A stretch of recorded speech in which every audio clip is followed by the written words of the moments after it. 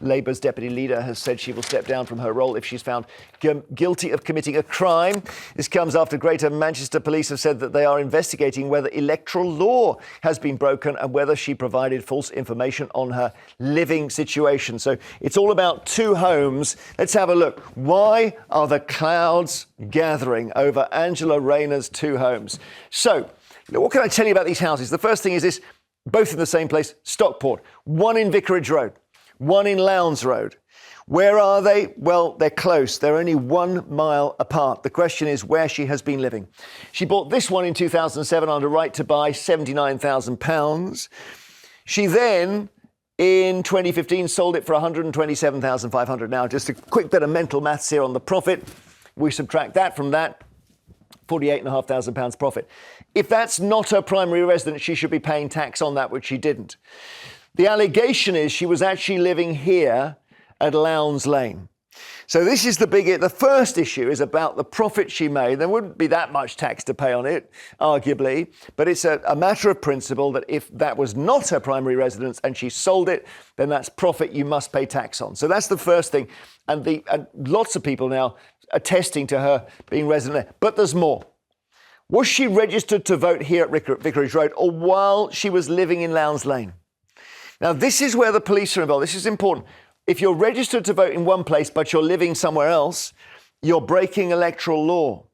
And her aide, Matt Finnegan, ex-aide, has gone to the police, apparently, according to the Sunday papers, and says she's lying about living there. She was actually there with her husband, and people have shown tweets and so on that she's put out from there when she said, I've just got home and stuff. So that's where we are with Angela Rayner. Now, you might think the tax on the profit is bigger than the electoral law thing. Kevin, what do you think? It's so complicated, I think, right? Look, if she's found guilty to have broken the law, she would have to go. There's no question, but we're jumping a long way ahead there. On this question of where she registered to vote, actually, it's only if you commit an offence, it's got to be investigated within a year, 2 years max. So I think the police will say there was no case to answer there. So it then comes down to whether she should have paid tax, which is seen as anything. The estimates I've seen, the tax between £1,500 and £3,000. Yeah. That's what it will come down now. If in the first house she buys a council house, she's going to produce year after year after year of my name's on the council tax, I'm paying the council tax, here's the water, here's the gas, here's the electricity, here's everything else. Of course, she bought that when she was a low-paid carer, was a single parent, and then she later marries someone and is spending more time at the other house. It depends when you start spending more time at the other house, because her former aide says it was 2014. Well, in 2015, she sells the other house. Yeah. So she can say, that was my house. I mean, it sounds like you think it may not matter. No, it matters because the allegations are being made politically by the Conservative Party and in a book from a billionaire who's a non-dom, so people might say he doesn't pay his fair share of tax in this country. So I find that ironic going after her. I do find that very, very ironic. And the newspapers, the Mail Group, which are doing it, well, we think their proprietor is another non-dom, despite the fact he was born here. Okay. And the papers were through trusts in the Caribbean and Jersey to avoid tax. Yeah, I mean, maybe it's nothing, this. You know, there's two things here. Should she have paid tax on profit she made on that house? And secondly, did she knowingly provide false information when she filled out the the voting form?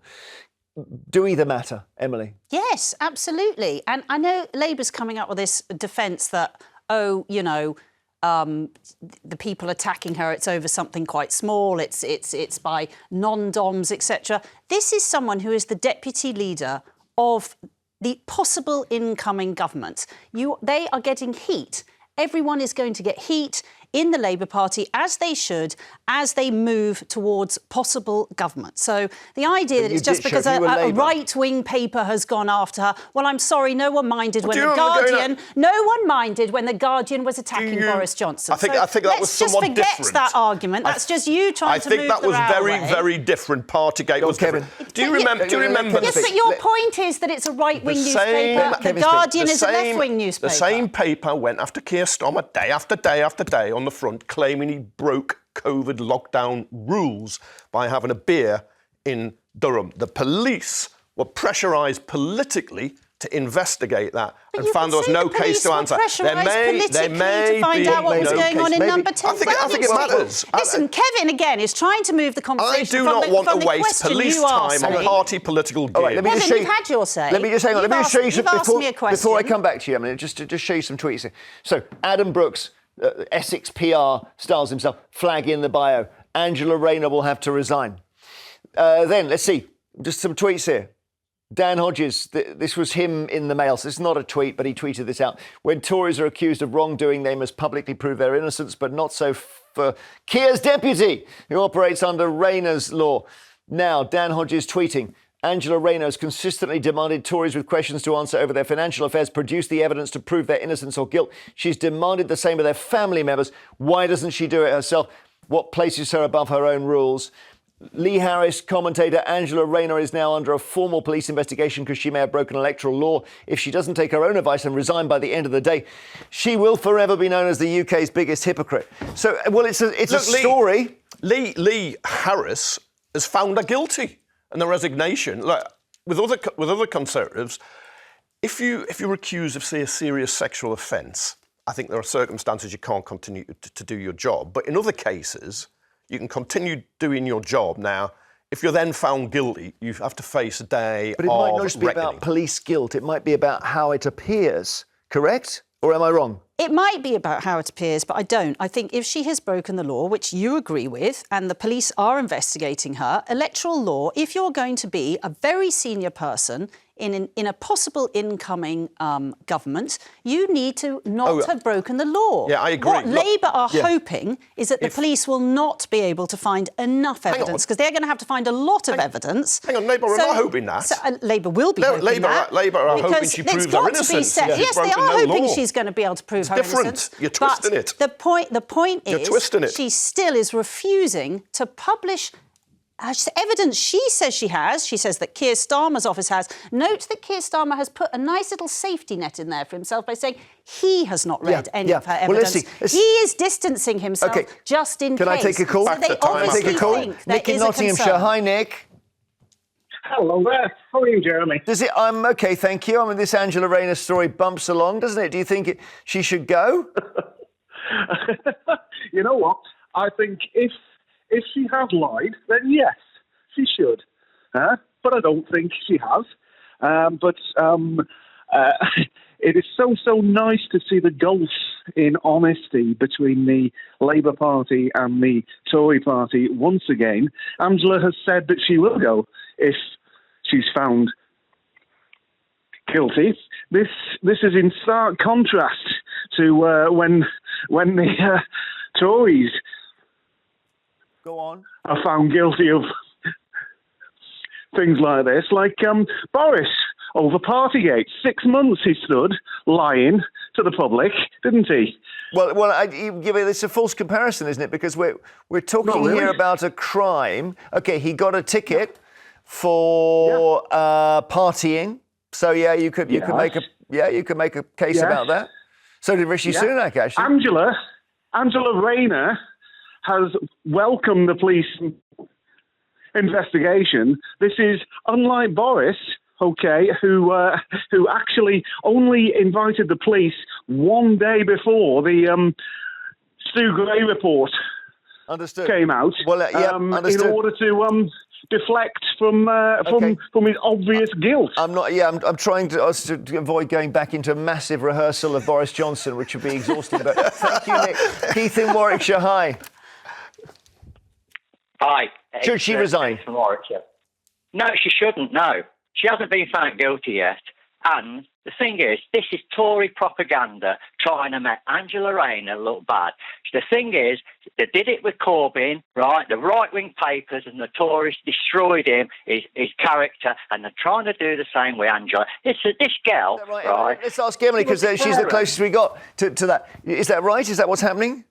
No, it's not what's happening. As I've just said, she has been quite happy to ask everyone else to resign and make their tax public. So you can't I'm afraid you can't say one rule for the Tories and one rule Keith? for me, Angela Rayner, and she's been called on it. No, you're wrong, Emily. You're wrong. The thing is, you vote Tory, right? And whatever the Tory do, you'll think it's right.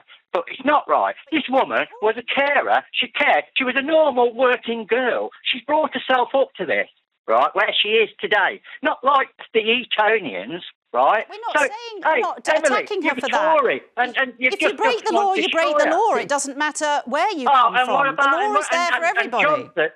The Conservatives have been breaking the law all over COVID. And you sit there and you say that. Hey, come on, sort yourself out.